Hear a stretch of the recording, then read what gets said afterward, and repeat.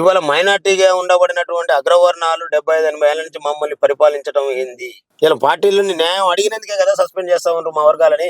75-80 ఏళ్ల నుంచి వీళ్ళ దోపిడీ జరుగుతున్నటువంటి వీళ్ళ ఉద్యోగాలలో కావచ్చు, వీళ్ళ రాజకీయాలలో కావచ్చు, వీళ్ళ వ్యాపారాల్లో కావచ్చు జరుగుతున్నటువంటి అన్నిటికీ చమరగీతం పాడేటటువంటి రోజు దగ్గరలోకి వచ్చిందనేటటువంటి వాస్తవాన్ని మీ ఛానల్ ద్వారా మా బీసీ సమాజానికి తెలియజేస్తాం. ఓకే జానయ్య గారు, అసలు ఇప్పుడు పెద్ద పెద్ద సభలు మొన్న కూడా చాలా పెద్ద సభ ఏర్పాటు చేశారు. చాలా గ్రాండ్ సక్సెస్ చేయడం అనేది జరిగింది. సో మరికొన్ని సభలు కూడా ఏర్పాటు చేయబోతున్నారు. ఎక్కడి నుంచి వస్తున్నాయండి మీకు పైసలు? బ్రదర్, ఈ రాష్ట్ర జనాభాలో సగానికి పైన ఉండబడినటువంటి సమాజం మాదే అని అధికారికమైన లెక్కలు చెప్తామని, ఇంకో లెక్కలు చెప్తాను. సరే, కొంత అటు ఇటు తప్పులు ఉన్నాయనే దాని మీద ప్రశ్నిస్తున్నాం. ఇంత గొప్పగా ఉన్నటువంటి మా సమాజం ఇవాళ మా సమాజానికి కావాల్సినటువంటి హక్కుల కోసం కొట్లాడేటటువంటి వేదికల కోసం అయ్యే ఖర్చుల గురించి మీరు లెక్కలు అడిగితే 2-3% ఉన్న వాళ్ళకి ఎక్కడి నుంచి వచ్చి ఇలా అధికారంలోకి వచ్చిరండి? అంటే వాళ్ళు జాతీయ పార్టీలు ఉన్నారు, పరిపాలించారు, దాదాపుగా పవర్లు ఉన్నారు కాబట్టి సరే వాళ్ళకి ఎక్కడి నుంచి ఒక దగ్గర నుంచి వస్తున్నాయి. బీసీ సంఘం అని చెప్పేసి మీరు బీసీ సభల పేరు మీద ఎక్కడి నుంచి వస్తున్నట్టు పైసలు? మేమేమంటున్నాం అంటే ఎవరికి వారుగా స్వచ్ఛందంగా మాకు కావాల్సినటువంటి సౌకర్యాలు ఏర్పాటు చేసుకొని, మన వరంగల్ సభ ఉందంటే ఏ గ్రామానికి ఆ గ్రామాన బస్సులు పెట్టుకొని ప్రజలు తరలి వచ్చారు. ఓకే, ఎక్కడి నుంచి కార్లు ఉన్న వాళ్ళంతా ఈ రాష్ట్ర వ్యాప్తంగా ఉన్నటువంటి సొంతంగా కారున్న ప్రతి ఒక్కరు రావాలని పిలుపునిచ్చుకొని వచ్చారు. మాకు ఎక్కడి నుంచి ఖర్చు అవుతుంది, మాకు ఏం ఖర్చు అవుతుంది, మాకు కావాల్సినటువంటి టెంట్ సాయం ఏదంటే మా జాతులలో ఎవరైనా దానికి వృత్తిలో ఉన్న వాళ్ళు ఉంటే వాళ్ళు సహకరిస్తా ఉన్నారు. మాకు ఇంకా పైసలతో మేము కసిగా రాజ్యాధికారం కావాలనేటటువంటి కసితో ఉన్నటువంటి మా జాతుల్లో ఎవరికాడ ఏ వస్తువు ఉంటే ఆ వస్తువుని స్పాన్సర్ చేసుకుని వేదికలు ఏర్పాటు చేసుకుని ముందుకు పోతా ఉన్నాం. ఓకే, రేపు సూర్యాపేటలో ఇప్పటి వరకు జగదీష్ రెడ్డి గారు కావచ్చు, ఆయన అంతకు ముందు కాంగ్రెస్ లో కూడా రెడ్డి సామాజిక వర్గమే గెలవడం అనేది జరిగింది. వట్టే జానయ్య అనే సామాన్య లీడర్ తోటి రేపు ఒకవేళ ఎమ్మెల్యేగా నిలబడితే గెలుస్తారా? బీసీలందరూ మీ వైపు చూస్తారా? నేను ఏమంటున్నానంటే ఒక వట్టేజాన ఎమ్మెల్యే గెలవడం కోసం అయితే ఈ పోరాటం ఇక్కడ దానికి అవసరం లేదు. నేను సూర్యాపేటలో కూర్చొని చేయొచ్చు.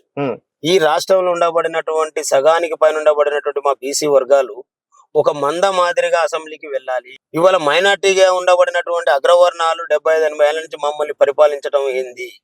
ఇవాళ మా జాతుల్లో ఇంత సగానికి పడినట్టు మేము చదువుకొని ఇంత విద్యావంతులం అయినాక కూడా చదువు లేని రోజులలో వాళ్ళు వచ్చి మమ్మల్ని డామినేట్ చేసి మమ్మల్ని పరిపాలన చేసేటంటే వేరు.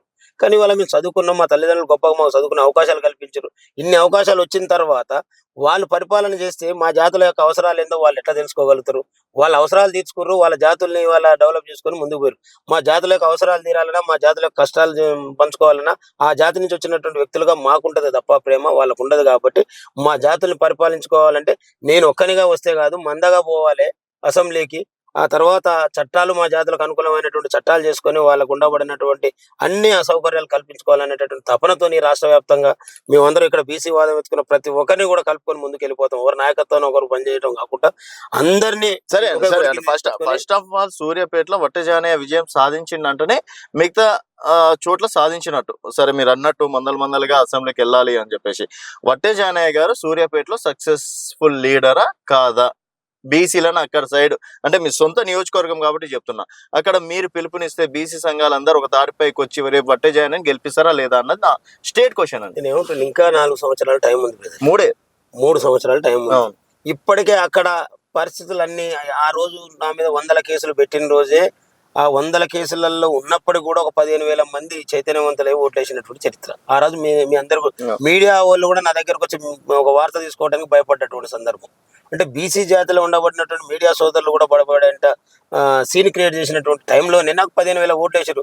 ఇవాళ మామూలు ఓటర్స్ కాదు కదా, 15,000 అనేటువంటి 15 లక్షలకు సమానమైనటువంటి చైతన్యమైన ప్రజలు. నేను నెక్స్ట్ నేనే కాదు కదా, ఈ రాష్ట్రంలో బీసీలకు వర్సెస్ ఓసీలకు పోటీ జరుగుతుంది. వాళ్ళ ఓట్లు వాళ్ళు వేసుకుంటారు, మా ఓట్లు మేము వేసుకుంటాం. మా ఓట్లు మేము వేసుకున్న తర్వాత వాళ్ళ ఓట్లు వాళ్ళు వేసుకున్న తర్వాత వాళ్ళకి డిపాజిట్లు రావు. 100% పాసిబుల్ అని నేను ఎందుకంటా ఉన్నంటే, నీ కళ్ళ ముందే ఈ రోజే నువ్వు చూస్తా ఉన్నావు. ఏదైతే ఇక్కడ జరిగినట్టు గ్రాడ్యుయేట్ ఎన్నికల్లో ఆల్ఫోర్స్ నరేందర్ రెడ్డి గారు కావచ్చు, అంజిరెడ్డి గారు కావచ్చు, చూసి మురిసిపోదామా?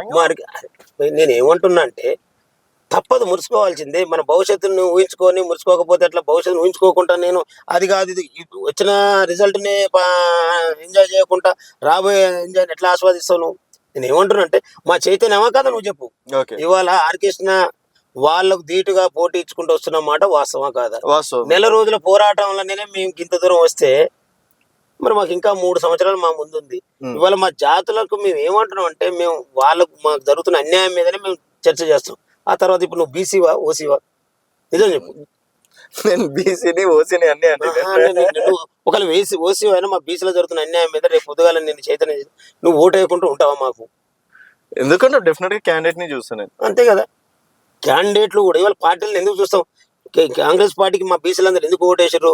ఇవాళ బీసీ డిక్లరేషన్ పెట్టారు, బీసీలకు 42% రిజర్వేషన్ ఇస్తాను, బీసీలకు సంవత్సరానికి 20,000 కోట్ల చొప్పున 5 సంవత్సరాలకు 1,00,000 కోట్ల బడ్జెట్ ఇస్తాను, మా ఎంబీసీ వర్గాలకు ప్రత్యేక కార్పొరేషన్లు ఇస్తాను, ఇన్ని రకాల హామీలు ఇచ్చి హామీల గురించి మాట్లాడితే ఇవాళ మళ్ళీ అన్ని సస్పెండ్ చేసి పడేసారు కదా. అంటే ఈ పార్టీలకు ఎందుకు ఓట్లేస్తారంటే వాళ్ళు ఇచ్చే హామీలను మేనిఫెస్టోని బట్టి. మేమేం చేస్తున్నాం మా బీసీల మేనిఫెస్టో మేమే తయారు చేసుకోబోతా ఉన్నాం.